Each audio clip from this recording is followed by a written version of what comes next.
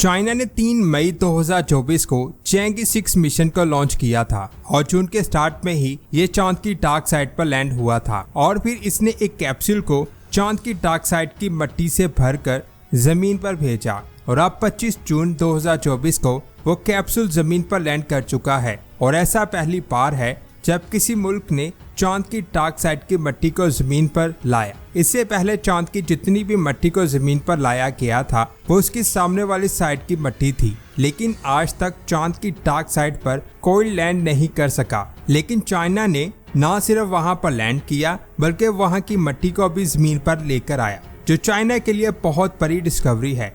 इस मिशन की कामयाबी के बाद ऐसे बहुत सारे रोबोटिक मिशन को स्पेस में भेजा जाएगा जो सोलर सिस्टम में मौजूद मुख्तलिफ सियारों पर लैंड करके वहां की मिट्टी को जमीन पर लाएंगे। चांद के बाद अब ज्यादातर साइंसदानों की तवज्जो मार्स पर है और बहुत जल्द मार्स की मिट्टी के सैंपल्स को जमीन पर लाने की प्लानिंग की जा रही है। इसके अलावा इसी साल फरवरी को नासा का एक स्पेसक्राफ्ट चांद पर लैंड हुआ था। इसके अलावा नासा इंसानों को चांद पर भेजने की तैयारी कर रहा है और वहां से वापस लाने की भी तैयारी में मसरूफ है। आने वाले वक्त में चाइना भी चांद पर और ज्यादा रोबोटिक मिशन को भेजेगा। आप इस वीडियो में ऑर्बिटर से कैप्सूल को अलग होता हुआ देख सकते हैं।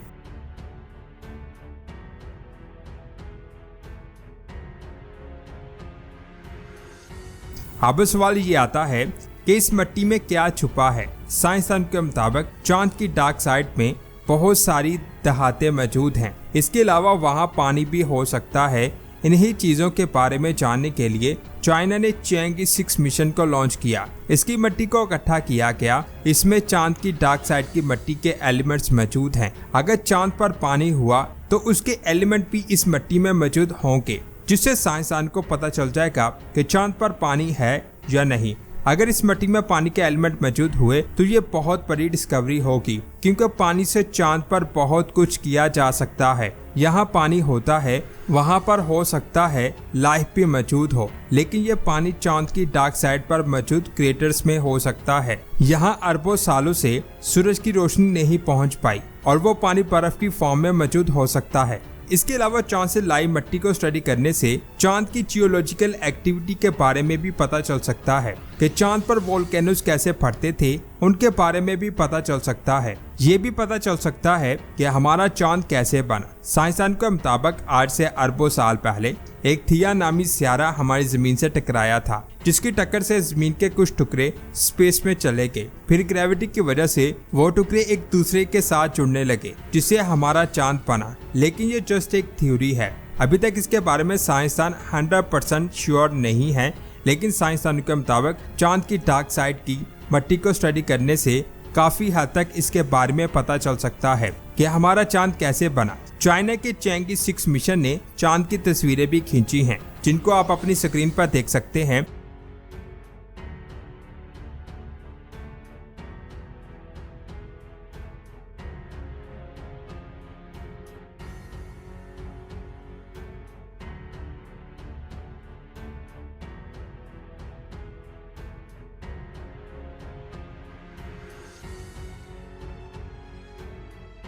इसके अलावा इस वीडियो को भी देखें, जिसमें रोवर चांद की मिट्टी को उठा रहा है।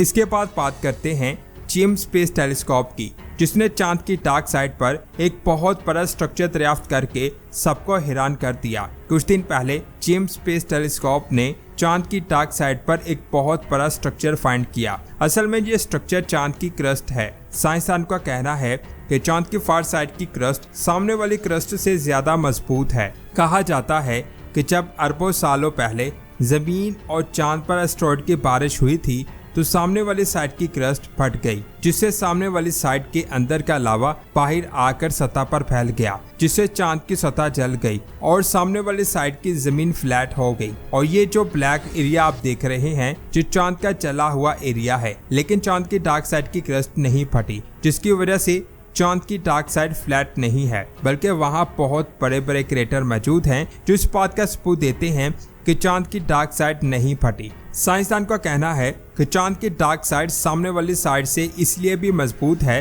क्योंकि जब चांद बना था तब एक नहीं बल्कि 2 चांद बने थे और दूसरा चांद बैक साइड पर जाकर मर्ज हो गया, जिसकी वजह से डार्क वाली साइड सामने वाली साइड से मजबूत है, जिसकी वजह से एस्ट्रोड की टक्कर से सामने वाली साइड पर क्रैक आ गया जबकि डार्क साइड पर क्रैक नहीं आया। ये बात भी मैं आपको बता दूं कि आप सल्लल्लाहु अलैहि वसल्लम ने चांद की तरफ इशारा किया और अल्लाह के हुक्म से चांद 2 हिस्सों में तकसीम हो गया और चांद पर क्रैक्स की पिक्स भी मौजूद है।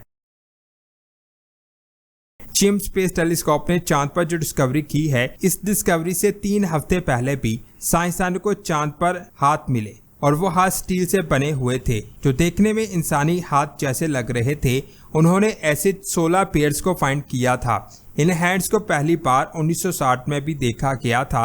लोगों को लगा कि शायद ये एलियन रोबोट के हैंड्स हैं, लेकिन किसी को नहीं पता ये हाथ किसके हैं और चांद पर कहां से आए हैं, या ये भी हो सकता है ये एक इल्यूजन हो, लेकिन अभी इसके बारे में किसी को कुछ नहीं पता। साइंसदान कई चीज़ों से चांद को स्टडी कर रहे हैं, जिनमें स्पेस मिशन से, जमीन पर लगे टेलीस्कोप से और जेम्स स्पेस टेलीस्कोप से, लेकिन चांद को सबसे ज्यादा डिटेल से स्टडी जेम्स स्पेस टेलीस्कोप से किया जा रहा है। इसने 2022 में चांद की डार्क साइड की बहुत डिटेल तस्वीरों को कैप्चर किया क्योंकि इसके अंदर नियर इंफ्रारेड और मिड इंफ्रारेड कैमरा लगा हुआ है। इन दोनों कैमरों से किसी भी चीज की डिटेल तस्वीर खींची जा सकती है।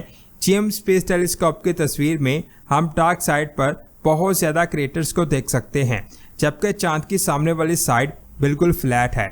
इसके बाद 2023 में जेम्स स्पेस टेलीस्कोप ने चांद की डार्क साइड पर एक मटेरियल को फाइंड किया।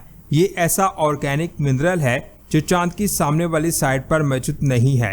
इस नए मटेरियल से हमें पता चलता है कि चांद की डार्क साइड पर ऐसी बहुत सारी चीजें छुपी हुई हैं जिनके बारे में हमें नहीं पता। साइंसदानों के मुताबिक चांद की डार्क साइड को स्टडी करने से ये पता चल सकता है कि अल्लाह ने चांद की फॉर्मेशन कैसे की, लेकिन ये तब भी पता चल पाएगा जब अल्लाह का हुक्म होगा। इसके बाद 2023 के मिड में चांद की सतह पर एक ग्लास जैसी चीज दिखाई दी, जिसे चाइना के U22 रोवर ने फाइंड किया था, जिसका डायमीटर 1 से 2.5 सेंटीमीटर के दरमियान था। साइंसदान के मुताबिक ये चीज अरबों साल पहले चांद पर फटने वाले वोल्केनोज की वजह से बनी होगी और ये चीज किसी एस्ट्रॉइड की टक्कर से बनी होगी। इस तरह की चीज को स्टडी करने से साइंसदान चांद पर अरबों साल पहले फटने वाले वोल्केनोज के बारे में जान सकते हैं। जेम्स स्पेस टेलीस्कोप से चांद की डार्क साइड को स्टडी करना आने वाले स्पेस मिशन के लिए बहुत ज्यादा अहम है। तो दोस्तों, ये थी आज की शानदार वीडियो। आपको कैसी लगी नीचे कमेंट्स करके जरूर बताएं। वीडियो अच्छी लगी तो इस वीडियो को लाइक और शेयर लाजमी करें। मिलते हैं एक और शानदार वीडियो में। अपना बहुत सारा ख्याल रखें। अल्लाह हाफिज।